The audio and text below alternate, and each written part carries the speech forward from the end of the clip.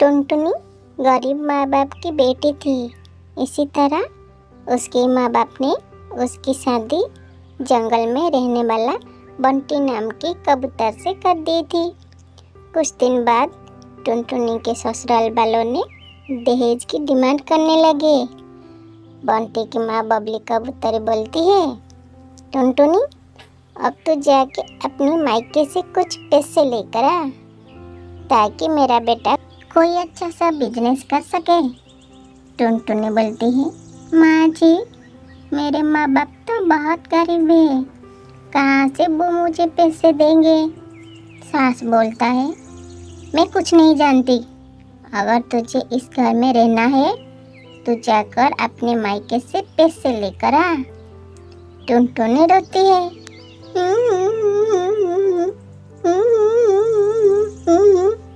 और बोलती है, ठीक है माँ जी मैं जा रही हूँ, लेकिन मुझे नहीं लगता है मेरे माँ बाप आपकी डिमांड को पूरा कर सकेंगे। सास बोलती है, अगर तू पैसे लेकर नहीं आएगी तो वही रह जाना, यहाँ आने की कोशिश मत करना। मेरा बेटा जवान है, मैं उसकी दूसरी शादी करवा दूंगी। मजबूरी में टुनटुनी अपनी मायके जाती है, लेकिन अपनी माँ बाप की हालत देखकर वो उनसे कुछ कहती नहीं है। एक दिन टुनटुनी को उल्टी लगती है। टुनटुनी की माँ बोलती है, क्या हुआ बेटा, तुझे उल्टियाँ क्यों हो रही है? बेटा मुझे ऐसा लग रहा है तू माँ बनने वाली है। ये सुनकर टुनटुनी चिंतित हो जाती है और अगले ही दिन अपने ससुराल जाती है। सास बोलता है, आ बहू आ, ये ले मिठाई, तेरी माँ ने पैसे दिया है ना, मैं कल ही बंटी का नया बिजनेस शुरू करवा दूंगी। टुनटुनी रोती है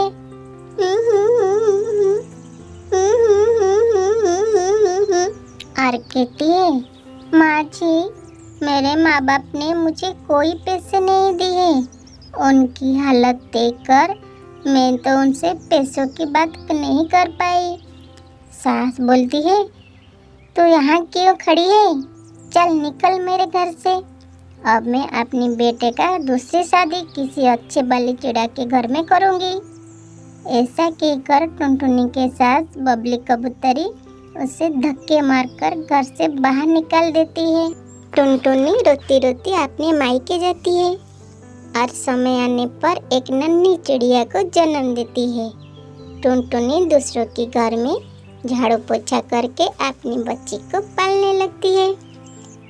ऐसे ही कई साल गुजर जाते हैं। एक दिन जब टुनटुनी की बेटी भूरी स्कूल से घर आती है, भूरी टुनटुनी से कहती है, माँ ये देखो मेरी जूते फट चुके हैं, मेरी सहेलियाँ मेरा मजाक उड़ाती है, मुझे नए जूते ला कर दो, तभी मैं स्कूल जाऊंगी। टुनटुनी बोलती, ठीक है बेटा मैं ला दूंगी, लेकिन तू 2 दिन रुक जा, जैसे ही मुझे महीने की पैसे मिलेंगे मैं तुझे खरीद कर दे दूंगी। भूरी बोलती है, ठीक है माँ मैं 2 दिन तक इंतज़ार कर लूँगी, अगर तुम नई जूते खरीद कर नहीं लाई तो मैं फिर स्कूल नहीं जाऊँगी। 2 दिन बाद जब टुनटुनी भूरी के लिए जूता खरीद कर लाती है, भूरी उसे देखकर बहुत खुश हो जाती है। भूरी बोलती है, माँ ये जूते तो बहुत सुंदर है, मैं अभी जाकर मेरी सहेली को दिखाती हूँ। इसी तरह समय बीतने लगता है। भूरी अब बड़ी हो जाती है। टुनटुनी को भूरी की शादी की चिंता सताने लगती है। टुनटुनी कहती है, अब भूरी शादी की लायक हो गई है, मुझे कोई अच्छा सा चिड़ा देखकर उसकी शादी कर देनी होगी। ऐसे ही एक दिन भूरी टुनटुनी के पास आकर उसे बताती है, माँ मैं जंगल में काम करने वाले एक कालू कौवा से प्यार करती हूँ, तुम कहो तो मैं उसे लाकर तुमसे मिला दूँ। टुनटुनी कहती है, ठीक है बेटा तुम्हारी जैसे ही मर्जी, अगर तू कौवा के साथ खुश है तो मैं भी खुश हूँ। भूरी कालू कौवा को टुनटुनी से मिलवाती है। जल्दी दोनों की शादी की तारीख पक्की हो जाती है। एक दिन भूरी जब अपनी बॉयफ्रेंड कालू के साथ घूम रही थी, तभी उसका हवाई मोटर का एक्सीडेंट हो जाती है और इस हादसे में भूरी की आंखों की रोशनी चली जाती है। तब टुनटुनी डॉक्टर से रो रो कर कहती है, अब मेरी आंखें मेरी बेटी को लगा दीजिए डॉक्टर। मैंने तो बहुत दुनिया देखी, लेकिन मैंने अपनी बेटी को अंधा होता हुआ नहीं देख सकती। टुनटुनी अपनी दोनों आंखें अपनी बेटी को दे देती है। कुछ दिनों बाद जब भूरी ठीक हो जाती है तो अपनी माँ से कहती है, माँ, तुमने मेरे लिए अपनी दोनों आंखों का बलिदान दे दिए है। अब मैं तुम्हें अकेला नहीं छोड़ूंगी। तुम्हें मैं अपने साथ अपने घर ले जाऊंगी। भूरी की शादी पूरे रीति रिवाज से हो जाती है और वो अपनी माँ को अपने ससुराल ले जाती है। फिर सब खुशी खुशी रहने लगती है।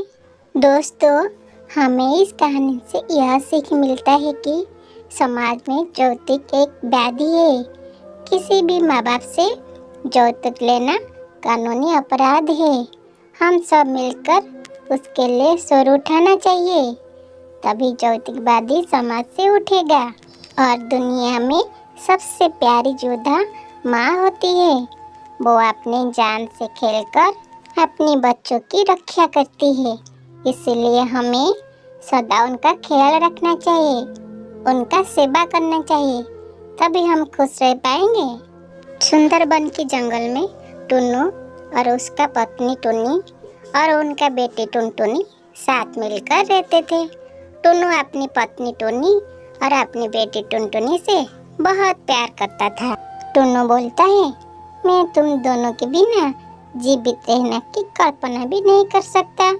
अगर मुझे कुछ हो जाए तो मेरी बेटी का पूरा ध्यान रखना। टुन्नी कहती है, मोरे आपके दुश्मन, आप ऐसी बातें क्यों करते हैं जी? आपको मेरी उम्र भी लग जाए, आप 100 साल जियो। टुनटुनी कहती है, बाबा, आपने मेरे लिए क्या लाया है? टुन्नू कहता है, बेटा, आज मैं तेरे लिए तेरी मनपसंद जूते लेकर आई हूँ, इसे पहन कर आओ। टुनटुनी जूते पहनकर उनको दिखाती है। टुनटुनी पापा से कहती है, पापा, ये जूते तो बहुत सुंदर है, मैं कल इसे अपनी सहेली को भी दिखाऊंगी। टुन्नी बोलती है, आप दोनों बाप बेटी बातें कीजिए, मैं आप दोनों के लिए खिचड़ी बना कर लाती हूँ। टुन्नी जैसे ही खिचड़ी बनाने के लिए किचन में जाती है, वो बेहोश होके गिर जाती है।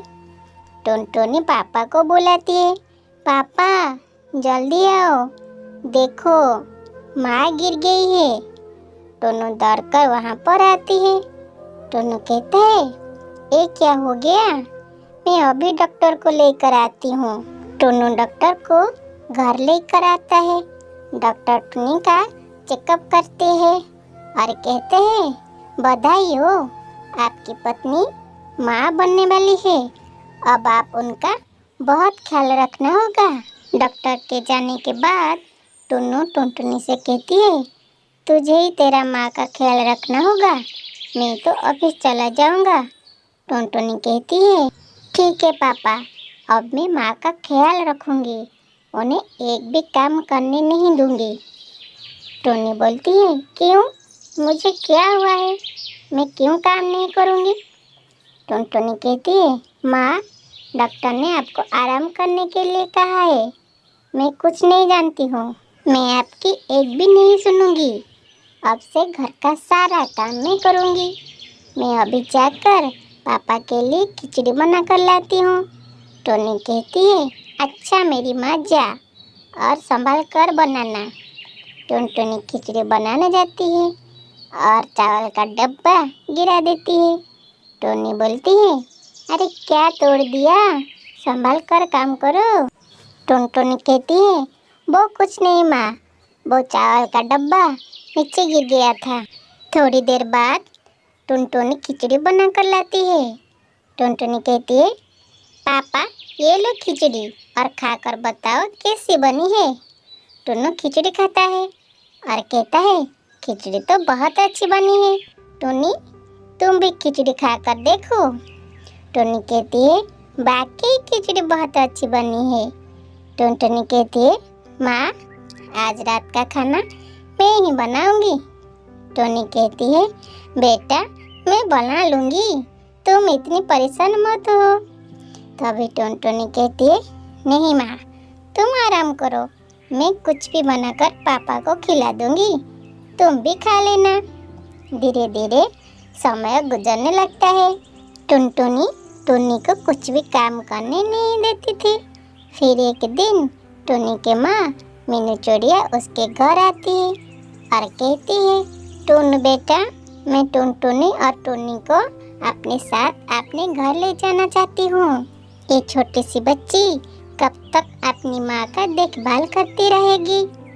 टोनी बोलती है नहीं माँ मुझे मायके नहीं जाना, यहाँ टोनू टुनटुनी मेरी बहुत अच्छी तरह से देखभाल कर रही है।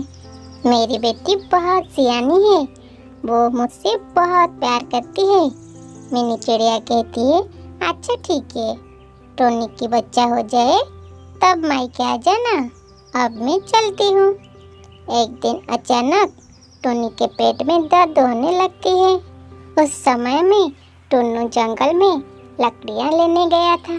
घर पर अकेले से टोनी और टुनटुनी थी।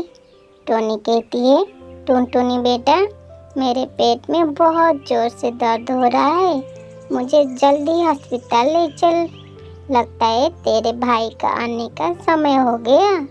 टुनटुनी कहती है माँ तुम मत रो, मैं अभी कुछ करती हूँ, बाहर कोई भी नहीं देख रहा है, मैं किससे मदद मांगू। अब माँ को सब्जी के ठेले पर ही जाना पड़ेगा। किसी तरह टुनटुनी टुन्नी को लेकर अस्पताल पहुँचती है और उसके पापा टुन्नू को फोन करके अस्पताल को बुलाती है। टुन्नी बच्चे को जन्म देती है। टुनटुनी कहती है पापा ये देखो मेरा भाई कितना सुंदर है, अब मेरे भाई के साथ दिन भर खेलूंगी। टुन्नी बोलती है टुनटुनी आ बेटा मेरे पास, तू मेरी सबसे प्यारी बेटी है, ये सब कुछ तेरे ही कारण संभव हुआ है। टुनटुनी टुन्नी को गले लगाती है और सब खुशी खुशी घर आकर खुशी खुशी अपने बच्चों के साथ रहने लगती है। दोस्तों हमारे समाज में बेटियों को बोझ समझा जाता है। लोगों को लगता है बेटियां पराई धन है, वो ब्याह करके अपने ससुराल चले जाते हैं, उनको यौतुक भी देना पड़ेगा। इसी डर से लोग बेटियों को पेट से ही मार देते हैं और जो कुछ बेटियों को जन्म देती है उनके माता पिता उनको नहीं पढ़ाते, जल्दी उनके शादी कर देती है। बेटा की तरह उनको पूरी आज़ादी नहीं मिलती है। दोस्तों ये विधि का विधान है, अगर बेटियां ससुराल नहीं जाएगी तो हमारी समाज कैसे आगे बढ़ेगा। इसलिए अपनी बेटियों के साथ भेदभाव ना करें, उन्हें उतना ही प्यार और आज़ादी दे जितना आपके बेटा को देते हैं। और एक बेटी ही अपने माँ बाप का सेवा पूरी मन और तन से करती है। बेटियां घर की लक्ष्मी होती है। एक बेटी शिक्षित हो जाएगी तभी हमारा समाज शिक्षित हो पाएगा। कहानी पसंद आई तो वीडियो को लाइक सब्सक्राइब और अपने दोस्तों के साथ ज़्यादा से ज़्यादा शेयर करना। आपका बहुत बहुत धन्यवाद।